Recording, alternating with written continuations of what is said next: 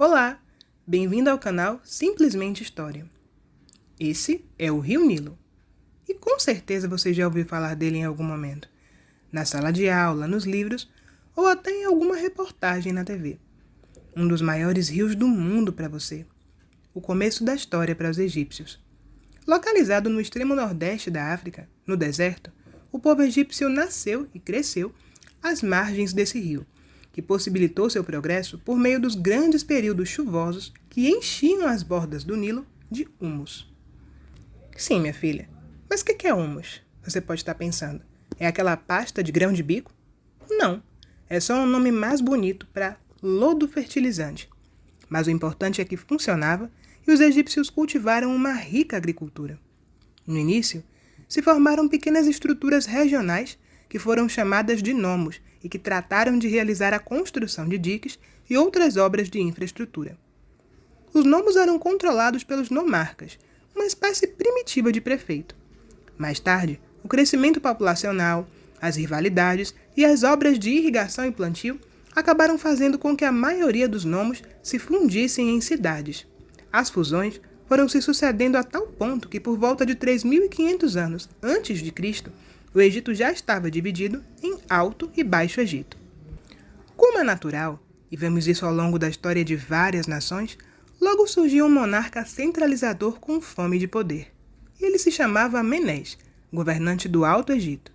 Ele subjugou 42 nomos e é considerado o primeiro faraó. Com o passar do tempo, se criou uma hierarquia de estado despótica que começou a agir do jeitinho que a gente conhece bem, explorando. Que novidade, né? A coisa não muda e as pessoas em posição de poder acabam em algum momento desenvolvendo essa tendência. Você sabe o que é modo de produção asiático? Não sabe? É um regime de servidão coletiva, onde as pessoas trabalham servindo ao Estado pelo direito de fazer uso da terra. Parece simples na frase, mas não tinha nada de justo quando a fatia era desigual. Faraó é uma expressão egípcia que significa casa elevada. Isso vinha da crença de que ele era uma espécie divina, que supostamente possuía sangue do deus Horus. Antigo Império. E aí? Você gosta de pirâmides?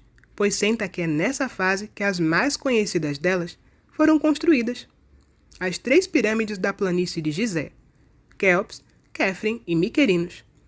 Quéops é a maior delas, contando 140 metros de altura e 230 metros de base. Depois do processo unificatório, a capital do Egito passou a ser Tínis e mais tarde foi transferida para Mênfis, na atual região do Cairo. O povo foi obrigado a servir a Faraó e a trabalhar nas grandes obras de irrigação e na construção das pirâmides. A revolta social e o descontrole político trouxeram nova fragmentação, o que facilitou a invasão dos povos asiáticos. Médio Império. Novamente, o país havia se dividido em nomos, que foram prontamente reorganizados pelo faraó Mentuhotep II. O que ele fez então? Restabeleceu a servidão, é claro, e através do serviço compulsório dos seus habitantes, ampliou as áreas de plantio através de numerosas obras de irrigação e encostas. Também aproveitou, pois não era bobo, para construir lindos templos, pirâmides e monumentos. Nesse período, a arte pictórica egípcia também surgiu. Já gosto de uma palavra difícil, né? Eu vou dizer o que é arte pictórica. Dando um exemplo. Os egípcios representavam a figura humana com um tronco desenhado de frente, mas a cabeça, as pernas e os pés são desenhados de perfil. Não são fiéis à aparência real das coisas e pessoas, mas se atinham ao que acreditavam que deveriam ser ou parecer. A literatura também dava seus pequenos passos, meio hesitantes ali. Mas coisas boas e riquezas eram privilégios de poucas pessoas, e se tem uma coisa que deixa todo mundo insatisfeito e chateado, é fome. A miséria popular começou a fazer com que as pessoas começassem a brigar pela volta do poder descentralizado. A nobreza queria mais decisão e isso enfraqueceu o império a ponto dos Hyksos invadirem o território e exercerem dominação por 2 séculos graças a seus cavalos, carros de guerra e armas resistentes. Nessa época, também vieram os hebreus. Novo Império. Mas 200 anos de dominação é muita coisa, né? É mesmo. todo mundo ficou de saco cheio. Sabe aquelas famílias que brigam tanto entre si, mas se chegar alguém de fora juntar todo mundo e quebra o pau? Foi mais ou menos isso que aconteceu. Todo mundo se juntou para expulsar o inimigo em comum e na cidade de Tebas, liderados por Amoses I, começou uma rebelião que expulsou os Ixos do Egito. Depois disso, se iniciou a fase de ouro da nação, o novo império. Nessa fase, o Egito sofreu a maior expansão geográfica da sua história e o comércio também se desenvolveu. Mas, infelizmente, às vezes o oprimido se transforma em opressor, e foi esse sentimento nacionalista e fortemente identitário que fez com que os egípcios escravizassem os hebreus por 400 anos.